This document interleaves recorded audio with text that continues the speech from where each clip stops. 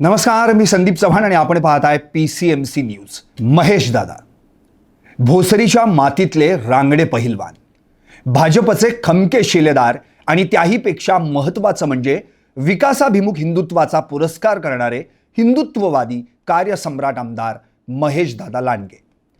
पिंपरी चिंचवड महापालिकेचे 2दा नगरसेवक, मग स्थायी समिती अध्यक्ष आणि नंतर थेट विधानसभेत एंट्री, तेही कुण्या पक्षाच्या तिकिटावर नव्हे तर अपक्ष म्हणून स्वबळावर.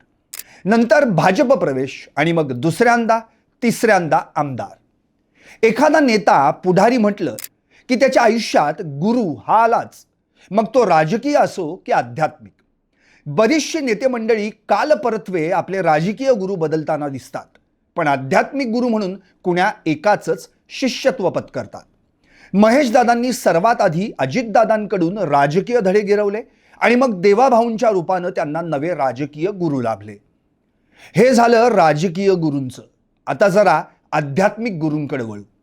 महेशदादांनी नुकतीच बेंगळुरूमध्ये आर्ट ऑफ लिव्हिंगचे संस्थापक आणि आंतरराष्ट्रीय कीर्तीचे आध्यात्मिक गुरु श्री श्री रविशंकरजींची भेट घेतली आणि या भेटीची अनुभूतीही ऐकवली. गुरु म्हणजे अंधारातून प्रकाशाकडे नेणारी ज्योत आणि मनातील गोंधळ शांत करून आत्म्याशी भेट घडवणारा सेतू. महेशदादांनी केलेलं हे वर्णन ऐकून त्यांच्या मनात काय गोंधळ सुरू असेल बरं, हा प्रश्न माझ्यासारख्या सर्वसामान्य माणसाला पडणार नाही तोच नवल. 24/7 राजकारण करणाऱ्या, पक्षात काम करणाऱ्या या नेत्याच्या मनात नेमका कोणता गोंधळ घालत असेल बरं? त्याच्या राजकीय भवितव्याविषयी की हिंदुत्ववादी विचारांची पकड आणखी घट्ट कशी करता येईल याविषयी, की आणखी कोणत्या तरी तत्सम विषयाविषयी? अहो, नेता असला म्हणून काय झालं, त्याच्याही मनात हळवा कोपरा असतोच की. माणूस जितका आक्रमक तितकाच तो हळवा असतो आणि महेशदादांच्या बाबतीत तर हे समीकरण अगदी तंतोतंत लागूही पडतं. अजितदादांच्या श्रद्धांजली सभेत महेशदादांचं ते हळवं रूप आपण सर्वांनी अनुभवलं आहेच. आता भाजप प्रवेशापूर्वी आणि भाजप प्रवेशानंतरचे महेशदादा जरा नजरेसमोर आणा.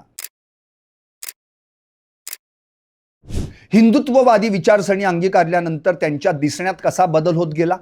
आधी विचार बदलले, मग केसांची धाटणीही बदलली. लांब सडक केस आणि त्यासोबत लांबलचक दाढी. इतकंच नव्हे, पेहरावही बदलला. पॅन्ट शर्टची जागा कुर्ता पायजाम्यानं घेतली. नंतर तर त्यावर हिंदुत्ववादी विचारही झळकू लागले. धर्मो रक्षती रक्षितः किंवा मग जय श्रीराम. राजकीय गुरु आपल्या शिष्याला राजकीय डावपेच शिकवतो, पण आध्यात्मिक गुरु आपल्या शिष्याला संयमी आणि शांत राहायला शिकवतो. महेशदादांनी ज्या गुरूंची भेट घेऊन आशीर्वाद घेतले त्याच श्री श्री रविशंकरजींच्या एका पुस्तकात मनुष्यासाठी शांतता किती महत्त्वाची असते याचं सुरेख वर्णन केलंय.